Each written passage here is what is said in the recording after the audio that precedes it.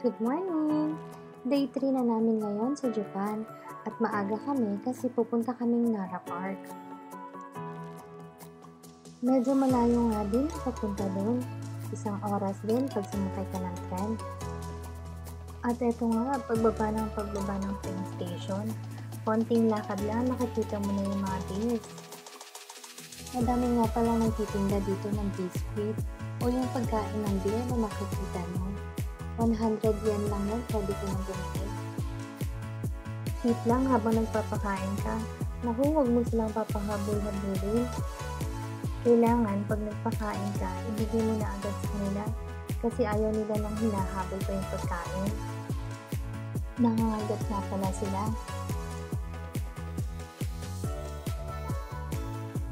Alam niyo ba ang mga deer na to, masyadong magagalang? Alam niyo ba na kaya sila nagbabaw? Para bigyan mo sila ng pagkain. O diba? Pag nakita naman nila na wala ng pagkain sa kamay mo, naku, aalisan ka na nila. Tingnan mo itong mga to.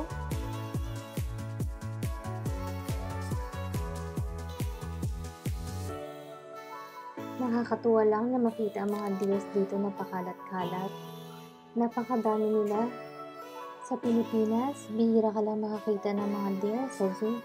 Minsan mapapayat pa. Dito, wala kang makikitang payat na deer kasi mga turista ang nagpapakain sa kanila.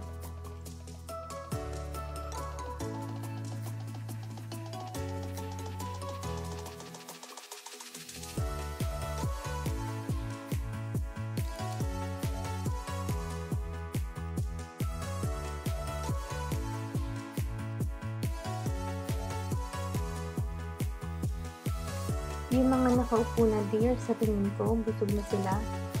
Mga nagpapahinga na lang.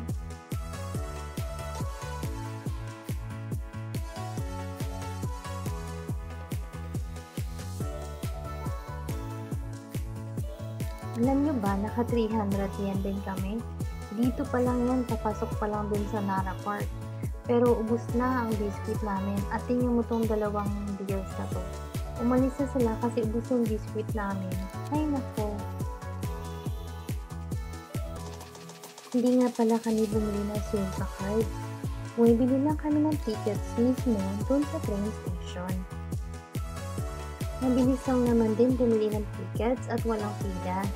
Mas okay ang commute dito kasi mura na ang pamasahe. We have 2 kids nga pala na medyo makukulit pa pero dito sa Japan, safe at easy lang mag-commute. Mahabang lakaran nga lang at syempre magbaon ng mahabang pasensya.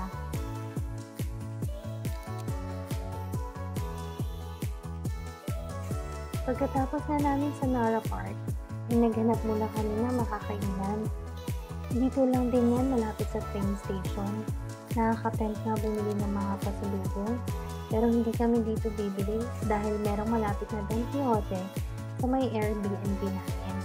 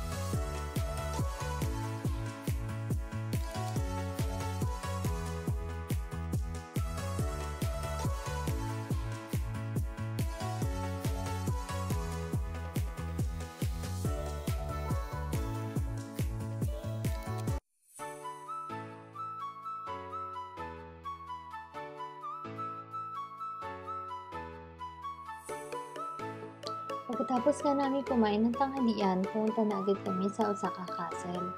Tip lang sa mga magta-travel papuntang Japan at lalong-lalo na pag pupunta kayo dito sa Osaka Castle. Kailangan nakasuot kayo ng komportableng sapatos, naka-rubber shoes man o Crocs o kung anong mas gusto nyo at komportable sa paa nyo.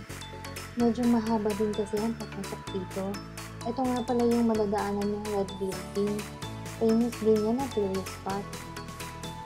Tapos ayun naman ang Osaka Castle. Medyo marami nga lang ang tao. Pero pumili ko na lang ng pwesto na wala masyadong tao.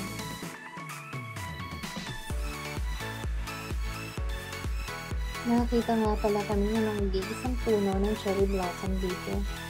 Siya na lang talaga nag-iisang namumutagkad. Swerte na nga kami at nakakita pa kami.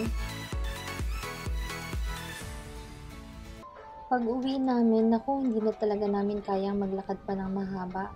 Kaya pumila kami dito at sumakay kami ng parang e-cart nila. Ito yung palabas na at papunta sa sakayan ng bus. At ayun nga, madami pa palang cherry blossoms dito na madadaanan namin.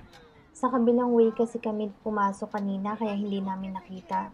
Pero dito banda, palabas, madami pang puno ng cherry blossoms.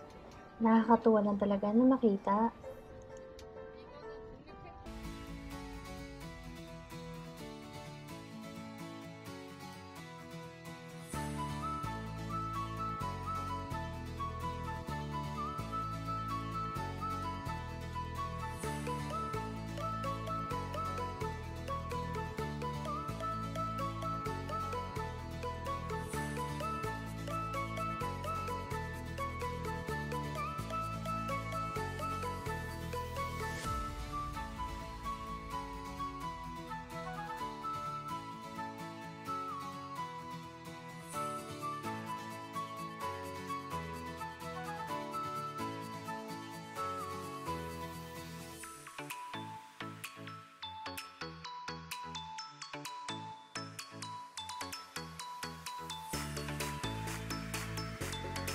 Pauwi na kami nito.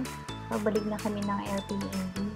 Alam nyo ba, na day 3 pa lang pero nakaka 10,000 steps na kami ngayong araw. Noong day 2 naman namin, naka almost 7,000 to 8,000 steps din kami. What more kaya sa mga susunod pang araw? Kaya abangan nyo mga susunod namin vlog. Saan pa kaya kami pupunta at mga kailang steps kaya kami sa isang araw?